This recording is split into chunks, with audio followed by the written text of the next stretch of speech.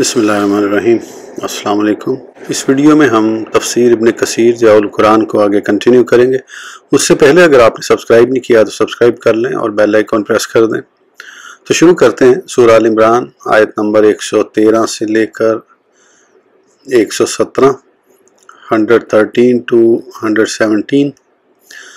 लैसू सवाअ मिन अहलिल किताबि उम्मतुन काइमातुन यतलून आयातिल्लाहि आनाअल लैलि व हुम यसजुदून युमिनूना बिल्लाहि वल यौमिल आखिरि व यामुरूना बिल मारूफि व यनहौना अनिल मुनकरि व युसारिऊना फिल खैरात व उलाइका मिनस सालिहीन व मा यफ़अलू मिन खैरिन फलन युकफरु वल्लाहु अलीमुम बिल मुत्तकीन इन्नल लज़ीना कफ़रू लन तुग़निया अन्हुम अमवालुहुम वला औलादुहुम मिनल्लाहि शैया व उलाइका अस्हाबुन नारि हुम फ़ीहा ख़ालिदून मसलु मा युनफ़िक़ूना फ़ी हाज़िहिल हयाति दुनिया कमासालि रीहिन फ़ीहा सिर्रुन असबत हर्सा क़ौमिन ज़लमू अनफ़ुसहुम फ़अहलकत व मा ज़लमहुमुल्लाहु वलकिन अनफ़ुसहुम यज़लिमून।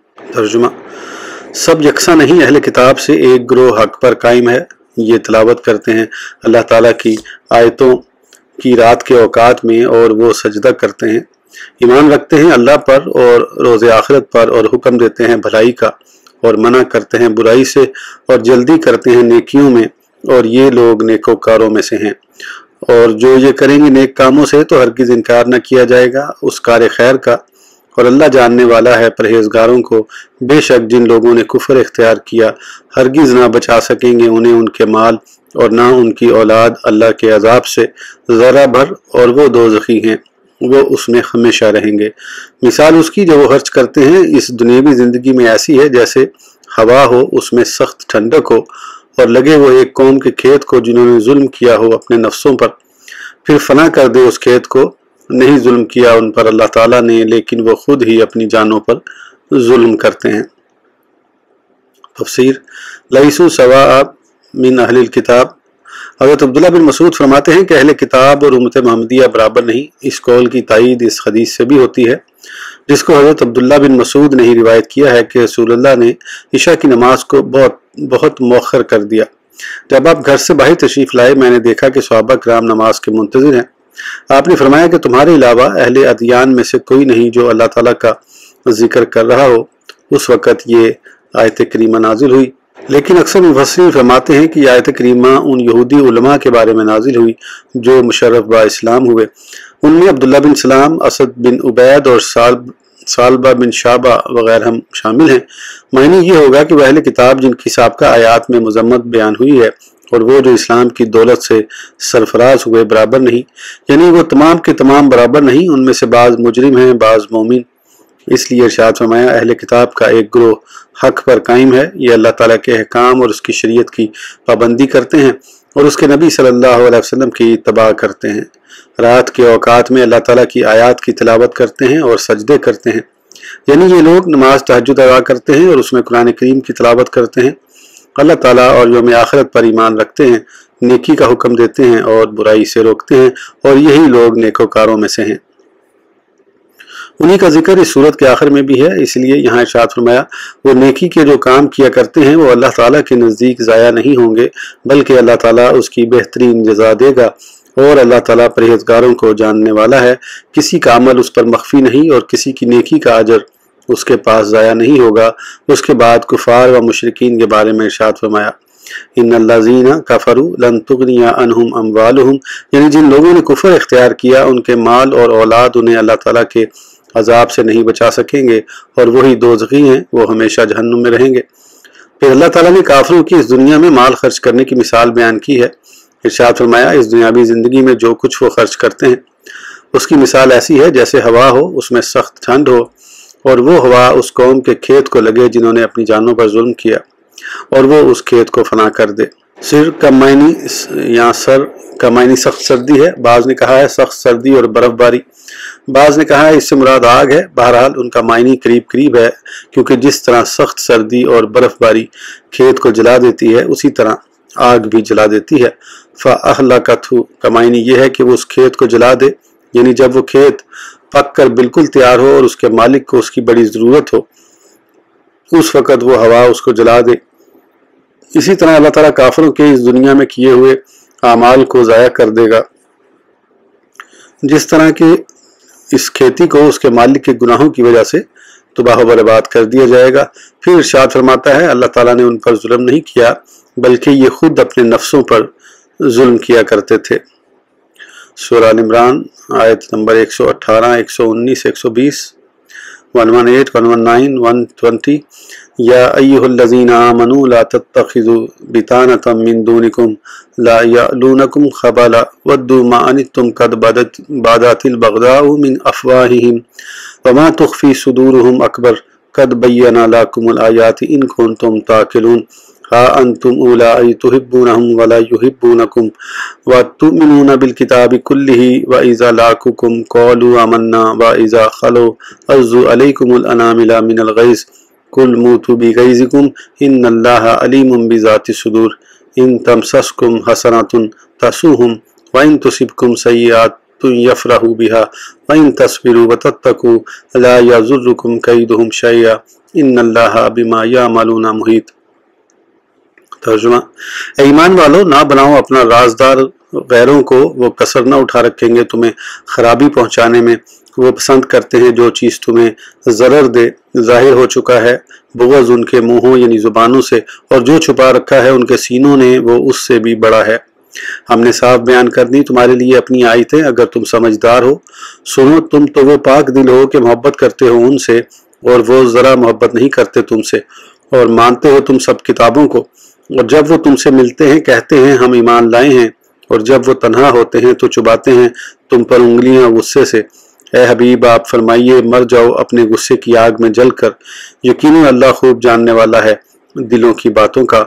उनका हाल तो ये है कि अगर पहुंचे तुम्हें कोई भलाई तो बुरी लगती है उन्हें, और अगर पहुंचे तुम्हें कोई तकलीफ तो बड़े खुश होते हैं उससे। और अगर तुम सब्र करो और अल्लाह से डरते रहो तो ना नुकसान पहुंचाएगा तुम्हें उनका फरेब कुछ भी। बेशक अल्लाह ताला जो कुछ वो करते हैं उसका अहाता किए हुए है। तफसीर, या अय्युहल्लज़ीना आमनू ला तत्तखिज़ू बितानतन, अल्लाह ताला अपने मोमिन बंदों को मुनाफिकीन और मुशरिकीन से गहरी दोस्ती लगाने और उन्हें अपना राजदार बनाने से मना करता है। यानी मुसलमानों को अपने पोशीदा राज और अपने दुश्मनों के खिलाफ जंगी चालों से मुनाफिकीन को आगाह नहीं करना चाहिए, क्योंकि ये लोग मुसलमानों को नुकसान पहुंचाने में कोई कसर उठा नहीं रखते और अपनी पूरी कोशिश सर्फ करते हैं और हर किस्म के धोखा फरेब को काम में लाकर मुसलमानों को नुकसान पहुंचाने की कोशिश करते हैं और इस फेल को पसंद करते हैं जो मुसलमानों के लिए तकलीफ और रंज का बायस हो। बितानतन किसी इंसान के दोस्त और राजदार को कहते हैं। मिन दूनिकुम से मुराद मुसलमानों के अलावा बाकी दूसरे लोग हैं। हज़रत अबू सईद खिदरी फरमाते हैं कि रसूलुल्लाह सल्लल्लाहु अलैहि वसल्लम ने इरशाद फरमाया, जब भी अल्लाह ताला किसी नबी को मबूस फरमाता है या किसी को खलीफा मुकर्रर करता है तो उसके साथ उसके दो राजदार भी होते हैं। एक उसे नेकी का हुक्म देता है और उसे नेकी की तरगीब देता है, दूसरा उसे बुराई का हुक्म देता है और उस पर उसे बरांगेख्ता करता है, और मासूम वही है जिसे अल्लाह ताला बचा ले। इस हदीस की इसके अलावा और भी मुख्तलिफ असनाद हैं। अमीरुल मोमिनीन हज़रत उमर से अर्ज की गई, यहाँ हैरा का एक पढ़ा लिखा शख्स है जो अच्छी कुव्वत हाफजा का मालिक है, इसे आप अपना कातिब मुकर्रर कर लें। आपने फरमाया, अगर मैंने ऐसा किया तो इस तरह मैं मुसलमानों को छोड़कर एक गैर को अपना बताना यानी राजदार बनाऊंगा जिससे अल्लाह ताला ने मना फरमाया है। इस आयत करीमा और हज़रत उमर के इस कौल से साबित होता है अहले ज़िम्मा को ऐसे मुनासिब पर मुकर्रर न किया जाए जिनके ज़रिए वो मुसलमानों के भेदों से आगाह होकर उन्हें उनके दुश्मनों तक पहुंचा दें। असर बिन राशिद फरमाते हैं, लोग अहादीस सुनने के लिए हज़रत अनस की खिदमत में हाजिर होते। अगर किसी हदीस का मायनी व मफहूम उन्हें समझ में ना आता तो वो हज़रत हसन बसरी से पूछ लेते तो आप उनकी वजाहत फरमा देते। एक दिन हज़रत अनस ने एक हदीस बयान की कि रसूलुल्लाह सल्लल्लाहु अलैहि वसल्लम ने फरमाया, मुशरिकीन की आग से रोशनी हासिल न करो और अपनी अंगूठियों में अरबी नक्श न करो। वो ये हदीस सुनकर हज़रत हसन बसरी की खिदमत में हाजिर हुए। आपने फरमाया, दूसरे जुमले का मतलब तो ये है कि अपनी अंगूठियों पर मोहम्मद न लिखवाओ, और पहले जुमले का मायने ये है कि अपने अमूर में मुशरिकीन से मशवरा न लो। फिर आपने फरमाया, इस हदीस की तस्दीक कुरान करीम की इस आयत करीमा से भी होती है। फिर आपने ये आयत करीमा तिलावत फरमाई। इस हदीस को हाफिज अबू याला ने अपनी मसनद में रिवायत किया है। इसके अलावा इसको निसाई और इमाम अहमद बिन हम्बल ने भी रिवायत किया है। लेकिन आपने इस हदीस की जो तशरीह बयान की वो महल नज़र है। کیونکہ انگوٹھیوں میں عربی نقش کرنے کا مطلب یہ ہے کہ انگوٹھی پر عربی عبارت نہ لکھو تاکہ یہ رسول اللہ صلی اللہ علیہ وسلم کی انگوٹھی کے مشابہ نہ ہو جائے، کیونکہ آپ کی انگوٹھی پر محمد رسول اللہ صلی اللہ علیہ وسلم لکھا ہوا تھا۔ اور حدیث پاک میں اس کی ممانعت بھی وارد ہوئی ہے، اور پہلے جملے کا معنی یہ ہے کہ تم مشرکین کے شہروں میں ان کے قریب نہ رہو بلکہ ان سے دور ہو جاؤ اور ان کے وطن سے ہجرت کر جاؤ۔ ابو داؤد کی روایت میں ہے، مسلم اور مشرک کا گھر اتنا دور ہونا چاہیے کہ ان کی آگ ایک دوسرے کو نظر نہ آئے۔ ایک اور حدیث میں ارشاد فرمایا، جو کسی مشرک کے ساتھ مل جل کر رہتا ہے وہ اسی مشرک کی مثل ہو جاتا ہے۔ وَقَدْ بَدَتِ الْبَغْضَاءُ مِنْ أَفْوَاهِهِمْ، بغض ان کے منہوں سے ظاہر ہو چکا ہے، ان کے چہروں پر اس کے اثرات ظاہر ہیں، اور ان کی زبانوں سے بھی وقتاً فوقتاً دشمنی کا اظہار ہوتا رہتا ہے۔ اور اسلام کے خلاف جو بغض و عناد ان کے سینوں میں چھپا ہوا ہے وہ کسی صاحب عقل و خرد سے پوشیدہ نہیں۔ اس لیے اللہ تعالیٰ نے یہاں ارشاد فرمایا، ہم نے اپنی آیات تمہارے لیے صاف بیان فرما دی ہیں اگر تم سمجھدار ہو۔ ہاں انتم اولائی تحبونہم، اے مسلمانوں تم منافقین کے ظاہری ایمان کو دیکھ کر ان سے محبت کرتے ہو، لیکن وہ تم سے کسی قسم کی ظاہری و باطنی محبت نہیں رکھتے، اور تم تمام کتابوں پر ایمان رکھتے ہو، یعنی تمہیں ان میں سے کسی قسم کا شک و شبہ نہیں، لیکن یہ لوگ شک و شبہ میں مبتلا ہیں۔ حضرت عبداللہ بن عباس فرماتے ہیں کہ تم اپنی کتاب قرآن کریم اور سابقہ کتب پر ایمان رکھتے ہو اور وہ تمہاری کتاب کے منکر ہیں، تو اس طرح تم ان کے نزدیک بدرجہ اولا مبغوض ہو۔ وَإِذَا لَاقُوكُمْ قَالُوا آمَنَّا، اور جب وہ تم سے ملتے ہیں تو کہتے ہیں ہم ایمان لائے ہیں، اور جب وہ تنہا ہوتے ہیں تو تم پر غصے سے اپنی انگلیاں چباتے ہیں۔ انامل، انگلیوں کے پوروں کو کہتے ہیں۔ حضرت عبداللہ بن مسعود صدی اور ربیع بن انس فرماتے ہیں، انامل سے مراد انگلیاں ہیں۔ منافقوں کا یہی حال ہے کہ مومنوں کے سامنے تو اپنے ایمان کا اظہار کرتے ہیں اور ان سے اپنی محبت جھٹلاتے ہیں، اور باطنی طور پر اس کے برعکس ہیں۔ قُلْ مُوتُوا بِغَيْظِكُمْ، یعنی تم مومنوں پر ہوا کتنا ہی حسد کرو اور اپنے غیظ و غضب کا اظہار کرو، لیکن یہ بات جان لو کہ اللہ تعالیٰ اپنے مومن بندوں پر اپنے دین اور نعمت کو ہر حال میں مکمل فرمائے گا، اور وہ اپنے دین کو باقی تمام ادیان پر غالب فرمائے گا، اور تم اپنے غصے کی آگ میں جل کر مر جاؤ۔ یقیناً اللہ تعالیٰ دل کی باتوں کو جاننے والا ہے۔ یعنی تم نے اپنے دلوں میں مسلمانوں کے خلاف جو بغض و حسد اور کینہ و عناد چھپایا ہے وہ اس سے خوب آگاہ ہے۔ وہ تمہیں دنیا میں بھی اس کی سزا دے گا کہ مسلمانوں کو تمہاری آرزو کے خلاف ترقی عطا فرمائے گا، اور آخرت میں نار جہنم کے شدید عذاب سے دوچار کرے گا جس میں تم ہمیشہ ہمیشہ کے لیے رہو گے، تمہارے لیے اس سے نکلنے کا کوئی راستہ نہیں ہوگا۔ ان تمسسکم حسنۃ، ان کا تو یہ حال ہے کہ اگر تمہیں کوئی بھلائی پہنچے تو انہیں بڑی تکلیف ہوتی ہے، اور اگر تمہیں کوئی برائی پہنچے تو اس سے بڑے خوش ہوتے ہیں۔ اس سے معلوم ہوتا ہے کہ انہیں مسلمانوں سے شدید عداوت ہے۔ اگر مسلمانوں کو فتح و نصرت، تائید الہی اور خوشحالی حاصل ہو تو منافقین کو اس سے بڑی تکلیف ہوتی ہے، اور اگر مسلمان قحط سالی میں مبتلا ہو جائیں یا کسی حکمت خداوندی کی وجہ سے اپنے دشمن سے مغلوب ہو جائیں تو یہ منافقین بہت خوش ہوتے ہیں۔ اس لیے اللہ تعالیٰ نے مسلمانوں کو مخاطب کرتے ہوئے ارشاد فرمایا، اگر تم صبر کرو اور اللہ تعالیٰ سے ڈرتے رہو تو ان کا مکر و فریب تمہیں کوئی نقصان نہیں پہنچا سکے گا۔ بے شک اللہ تعالیٰ ان کے تمام اعمال کا احاطہ کیے ہوئے ہے۔ یہاں اللہ تعالیٰ نے مسلمانوں کو مخالفین کے مکر و فریب اور ان کے شر سے بچنے کا طریقہ ارشاد فرمایا ہے۔ وہ صبر کریں، اللہ تعالیٰ سے ڈرتے رہیں اور اسی پر مکمل بھروسہ کریں، کیونکہ وہ ان کے دشمنوں کو گھیرے میں لیے ہوئے ہے، اس کے حکم کے بغیر وہ ان کو نقصان نہیں پہنچا سکتے۔ اللہ تعالیٰ کی ذات تو وہ ہے کہ اگر کسی چیز کا ارادہ فرما لے تو وہ وجود میں آ جاتی ہے، اور جس چیز کا ارادہ نہ فرمائے وہ عدم میں رہتی ہے۔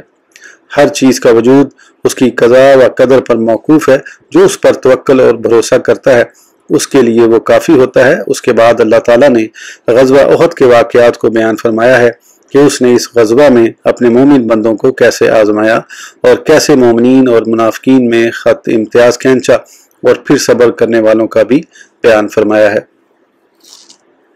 سورہ آل عمران آیت نمبر 121، 122، 123، 121، 122، 123۔ وَإِذْ غَدَوْتَ مِنْ أَهْلِكَ تُبَوِّئُ الْمُؤْمِنِينَ مَقَاعِدَ لِلْقِتَالِ وَاللَّهُ سَمِيعٌ عَلِيمٌ إِذْ هَمَّتْ طَائِفَتَانِ مِنْكُمْ أَنْ تَفْشَلَ وَاللَّهُ وَلِيُّهُمَا وَعَلَى اللَّهِ فَلْيَتَوَكَّلِ الْمُؤْمِنُونَ वलक़द नसरकुमुल्लाहु बिबद्रिन व अंतुम अज़िल्लतुन फत्तकुल्लाह लअल्लकुम तशकुरून। तर्जुमा, और याद करो ए महबूब जब सुबह सवेरे रुखसत हुए आप अपने घरों से और मैदान ओहद में बिठा रहे थे मोमिनों को मोर्चों पर जंग के लिए, और अल्लाह सब कुछ सुनने वाला जानने वाला है। जब इरादा किया दो जमातों ने तुम में से कि हिम्मत हार दें, हालांकि अल्लाह ताला दोनों का मददगार था, इसलिए उसने इस लग़ज़िश से बचा लिया और सिर्फ अल्लाह पर तवक्कल करना चाहिए मोमिनों को। और बेशक मदद की थी तुम्हारी अल्लाह ताला ने मैदान बदर में, हालांकि तुम बिल्कुल कमज़ोर थे। बस डरते रहा करो अल्लाह से ताकि तुम उस पर वक़्त इमदाद का शुक्र अदा कर सको। तफसीर व इज़ गदौता मिन अख्लिका, हज़रत अब्दुल्लाह बिन अब्बास, हसन बसरी, कतादा, सदी और जमहूर मुफस्सिरीन फरमाते हैं कि यहाँ ग़ज़वा उहद का जिक्र है। हज़रत हसन बसरी से एक रिवायत है कि इससे मुराद ग़ज़वा खंदक है, लेकिन ये रिवायत गरीब है और काबिल एतमाद नहीं। ग़ज़वा उहद बरोज़ हफ्ता 11 शवाल 3 हिजरी को पेश आया। इसका सबब यह था कि ग़ज़वा बदर में मुशरिकीन के बहुत से सरदार कत्ल हो गए। उन्होंने उसका बदला लेने के लिए बड़े ज़ोर शोर से तैयारी की और ग़ज़वा बदर के दौरान मुशरिकीन मक्का का वो तिजारती काफ़िला जो अबू सुफियान की सरकर्दगी में बचकर निकल गया था, उसके तमाम माल और आमदनी को जंग में सर्फ कर दिया। अपने इर्द गिर्द के कबाइल को जमा करके 3000 का लश्कर जरार तैयार किया और मदीना तैयबा के सामने मैदान उहद में उस लश्कर ने पड़ाव डाला। रसूलुल्लाह सल्लल्लाहु अलैहि वसल्लम ने नमाज जुमा की अदायगी के बाद मालिक बिन उम्र अंसारी की नमाज जनाजा पढ़ाई, जो कबीला बनु नज्जार से ताल्लुक़ रखते थे। फिर आपने सहाबा कराम से मशवरा किया, क्या हमें मदीना में ही रहकर दिफा करना चाहिए या मदीना से बाहर निकल कर उनका मुकाबला करना चाहिए। अब्दुल्लाह बिन उबी ने मशवरा दिया कि हमें मदीना में ही ठहरना चाहिए। अगर मुशरिकीन मक्का वहीं ठहरे रहे तो वहाँ उनका ठहरना एक बुरे कैद खाने की मिसल होगा। अगर वो मदीना में दाखिल हुए तो मदीना की गलियों में हमारे नौजवान उनका मुकाबला करेंगे और हमारी औरतें और बच्चे छतों से उन पर पत्थर बरसाएंगे, और अगर वो यूं ही लौट गए तो खाइब व खासिर होकर लौटेंगे। मगर कुछ ऐसे सहाबा कराम जो किसी वजह से ग़ज़वा बदर में शरीक न हो सके थे, उनकी राय थी कि मदीना से बाहर निकलकर दुश्मन का मुकाबला करना चाहिए। रसूलुल्लाह सल्लल्लाहु अलैहि वसल्लम अपने घर को तशरीफ ले गए। थोड़ी देर बाद आप हथियार लगाकर बाहर तशरीफ लाए। उस वक़्त बाद सहाबा कराम पशेमा हुए, कहीं हमने रसूलुल्लाह सल्लल्लाहु अलैहि वसल्लम को आपकी मंशा के खिलाफ बाहर निकलने पर मजबूर तो नहीं किया, और अर्ज़ करने लगे, या रसूलुल्लाह सल्लल्लाहु अलैहि वसल्लम, अगर आपका मदीना में ठहरने का इरादा हो तो ऐसा ही कर लें। आपने फरमाया कि अल्लाह ताला के नबी को ज़ेब नहीं देता कि वो हथियार पहन कर उतार दे ताकि अल्लाह ताला उसके लिए कोई फैसला फरमा दे। आप 1000 का लश्कर लेकर मदीना तैयबा से निकले। शूत के मुकाम पर राइस अल मुनाफिकीन तकरीबन अपने 300 साथियों को लेकर वापस चला आया। उसने ऐसा इसलिए किया कि उसकी बात नहीं मानी गई थी। ये मुनाफिक कहने लगे, अगर जंग हुई तो हम भी आ जाएंगे, लेकिन हमारा ख्याल है तुम जंग नहीं लड़ोगे। रसूलुल्लाह सल्लल्लाहु अलैहि वसल्लम ने उसकी परवाह किए बगैर अपने जानिसारों के लश्कर को उहद पहाड़ के दामन में उतरने का हुक्म दिया। यहाँ आपने फरमाया, जब तक हम लड़ाई का हुक्म न दें कोई जंग शुरू न करे। आपने अपने 700 सहाबा को जंग के लिए तैयार किया। आपने 50 तीर अंदाजों की एक जमात पर अब्दुल्ला बिन जुबैर रज़ियल्लाहु अन्हु को मुकर्रर फरमाया और उन्हें हुक्म फरमाया कि इस पहाड़ी पर चढ़ जाओ और दुश्मन के घुड़सवार दस्तों को हमसे दूर रखना। तुम्हारी तरफ से दुश्मन हम पर हमलावर ना हो, तुम अपनी जगह से पीछे ना हटना, ख्वाह हम दुश्मन पर गालिब हों या मगलूब। अगर तुम देखो कि हमें परिंदे नोच रहे हैं तो फिर भी तुम अपनी जगह ना छोड़ना। इन इंतजामात को मुकम्मल करने के बाद रसूलुल्लाह सल्लल्लाहु अलैहि वसल्लम ने दोहरी ज़रा पहनी और मूसा बिन उमैर को झंडा अता फरमाया। लश्कर में चंद एक नौखेज नौजवान भी नजर आ रहे थे। आपने बास को जंग में शरीक होने की इजाज़त अता फरमा दी और बास को वापस भेज दिया। इन नौजवानों को भी 2 साल बाद ग़ज़वा खंदक में लश्कर में शामिल होने की इजाज़त दे दी गई। कुरैश का लश्कर भी जंग के लिए तैयार था। उनकी तादाद 3000 थी। उनमें 100 घुड़सवारों का दस्ता भी था जिसको उन्होंने एक तरफ खड़ा कर दिया।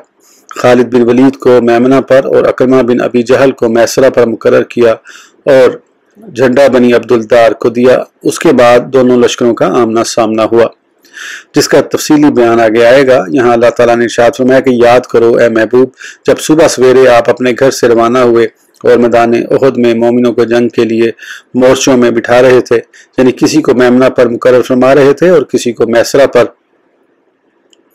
और अल्लाह ताला तुम्हारी इस गुफ्तगू को सुनने वाला और दिलों के राजों को जानने वाला है।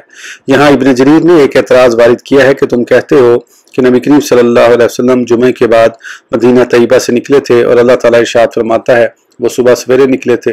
پھر خود ہی اس کا جواب دیا ہے کہ آپ ہفتے کی صبح کو اپنے مجاہدین کی صفوں کو ترتیب دینے کے لیے نکلے تھے۔ اللہ تعالیٰ نے اسی کا بیان آیت کریمہ میں فرمایا ہے، اذ ہمت طائفتان منکم، جب تم میں سے دو جماعتوں نے ارادہ کیا کہ وہ ہمت ہار جائیں۔ حضرت جابر بن عبداللہ فرماتے ہیں کہ یہ آیت کریمہ ہمارے بارے میں ہی نازل ہوئی، یعنی ہمارے دو گروہ بنو حارثہ اور بنو سلمہ کے بارے میں، اور میں یہ پسند نہیں کرتا کہ ہمارے بارے میں نازل نہ ہوتی، کیونکہ اللہ تعالیٰ نے بیان فرمایا ہے کہ وہ ان گروہوں کا ولی اور مددگار ہے۔ اس کو امام مسلم نے بھی روایت کیا ہے، اور اکثر مفسرین فرماتے ہیں کہ طائفتان سے مراد بنو حارثہ اور بنو سلمہ ہیں۔ پھر اللہ تعالیٰ نے ارشاد فرمایا تم مسلمانوں کو اللہ تعالیٰ پر ہی بھروسہ کرنا چاہیے۔ وَلَقَدْ نَصَرَكُمُ اللَّهُ بِبَدْرٍ، اور بے شک اللہ تعالیٰ نے میدان بدر میں تمہاری مدد کی تھی، حالانکہ تم اس وقت کمزور تھے۔ غزوہ بدر بروز جمعہ 17 رمضان المبارک 2 ہجری کو پیش آیا۔ یہ وہی یوم فرقان ہے جس دن اللہ تعالیٰ نے اہل اسلام کو عزت بخشی، شرک کو جڑ سے اکھیڑا اور مشرکین کو ذلیل و رسوا کر کے تباہ و برباد کیا۔ حالانکہ اس غزوہ میں مسلمانوں کی تعداد انتہائی قلیل تھی، مسلمانوں کا لشکر صرف 313 افراد پر مشتمل تھا، اس میں 2 گھوڑے اور 17 اونٹ تھے اور باقی پیادہ۔ ان کے پاس بنیادی ضروریات کا معمولی سامان بھی نہ تھا، اس کے مقابلے میں دشمن کی تعداد تقریباً 1000 تھی، جو لوہے کی زرہوں اور ہر قسم کے اسلحے سے مسلح تھے۔ ان کے پاس ہر قسم کے جنگی ساز و سامان کے علاوہ اعلیٰ نسل کے گھوڑے بھی تھے، لیکن اللہ تعالیٰ نے اپنے رسول صلی اللہ علیہ وسلم اور آپ کے اصحاب کے چہروں کو روشن کیا، شیطان اور اس کے چیلوں کو ذلت و رسوائی سے دوچار کیا۔ اس لیے یہاں اللہ تعالیٰ اپنے مومن بندوں کو اپنا احسان یاد کراتے ہوئے فرماتا ہے، اللہ تعالیٰ نے تمہاری میدان بدر میں مدد کی تھی، حالانکہ اس وقت تم انتہائی کمزور اور قلیل تعداد میں تھے، تاکہ تمہیں معلوم ہو جائے کہ فتح و نصرت اللہ تعالیٰ کی طرف سے ہوتی ہے، نہ کہ لشکر کی کثرت اور جنگی ساز و سامان کی فراوانی سے۔ لہٰذا ایک دوسرے مقام پر ارشاد فرمایا، وَيَوْمَ حُنَيْنٍ إِذْ أَعْجَبَتْكُمْ كَثْرَتُكُمْ فَلَمْ تُغْنِ عَنْكُمْ شَيْئًا، سورۃ توبہ۔ اور حنین کے روز بھی جبکہ گھمنڈ میں ڈال دیا تھا تمہیں تمہاری کثرت نے، پس نہ فائدہ دیا تمہیں اس کثرت نے کچھ بھی۔ حضرت ایاز اشعری فرماتے ہیں کہ میں جنگ یرموک میں موجود تھا، ہمارے 5 سپہ سالار ابو عبیدہ، یزید بن سفیان، ابن حسنہ، خالد بن ولید اور ایاز تھے۔ یہ ایاز راوی حدیث نہیں ہے۔ حضرت عمر رضی اللہ عنہ نے خط بھیجا کہ جب مارکہ شروع ہو تو حضرت ابو عبیدہ رضی اللہ عنہ کو اپنا سپہ سالار بنا لینا۔ ہم نے جواب میں لکھا، موت ہمارے سر پر کھڑی ہے، ہماری مدد کے لیے کچھ لشکر بھیجیں۔ انہوں نے جواباً ہمیں لکھا، مجھے تمہارا خط پہنچ گیا ہے جس میں تم نے کم مطالبہ کیا ہے، لیکن میں تمہاری رہنمائی اللہ تعالیٰ کی طرف کرتا ہوں جو فتح و نصرت عطا کرنے میں سب سے غالب اور لشکر کی نسبت زیادہ محفوظ ہے، بس اللہ سے مدد طلب کرو۔ اللہ تعالیٰ نے رسول اللہ صلی اللہ علیہ وسلم کو غزوہ بدر میں مدد اور نصرت سے نوازا تھا، حالانکہ اس وقت مسلمانوں کی تعداد تم سے بہت کم تھی۔ میرا خط ملتے ہی دشمن پر حملہ کر دو اور اس سلسلے میں مجھے دوبارہ نہ لکھنا۔ راوی فرماتے ہیں ہم نے آپ کے حکم کے مطابق دشمن پر حملہ بول دیا، انہیں 4 فرسخ پیچھے دھکیل کر بدترین شکست سے دوچار کیا۔ راوی فرماتے ہیں اس جنگ میں ہمیں بہت سا مال غنیمت حاصل ہوا۔ جب ہم نے اس کے بارے میں باہمی مشورہ کیا تو حضرت ایاز نے فرمایا ہم ہر شخص کو 10 گھوڑے عطا کریں گے۔ مال غنیمت کی تقسیم کے بعد حضرت ابو عبیدہ نے فرمایا میرے ساتھ کون گھڑ دوڑ میں شریک ہونا چاہتا ہے؟ ایک نوجوان نے کہا آپ ناراض نہ ہوں تو تیار ہوں۔ راوی فرماتے ہیں وہ نوجوان آپ سے سبقت لے گیا، میں نے دیکھا کہ حضرت ابو عبیدہ اپنے عربی گھوڑے پر سوار تھے، آپ کے سر کے بال دونوں طرف سے اٹھے ہوئے تھے۔ اس کی سند صحیح ہے، اس کو ابن حبان نے اپنی صحیح میں نقل کیا ہے۔ حافظ الضیاء مقدسی نے بھی اسے اپنی کتاب میں ذکر کیا ہے۔ بدر مکہ اور مدینہ کے درمیان ایک وادی ہے جو بدر نامی کنواں سے منسوب ہے۔ اس کنویں کو بدر بن نارائن نے کھودا تھا۔ شعبی کا بھی یہی قول ہے۔ اللہ تعالیٰ ارشاد فرماتا ہے بس اللہ تعالیٰ سے ڈرتے رہو تاکہ تم اس کی بروقت امداد کا شکر ادا کر سکو۔ اس ویڈیو کے لیے اتنا ہی، پھر انشاءاللہ اگلی ویڈیو میں آگے کنٹینیو کریں گے۔ اس وقت تک کے لیے اجازت دیجیے، سبسکرائب کرنا نہ بھولیں۔ اللہ حافظ۔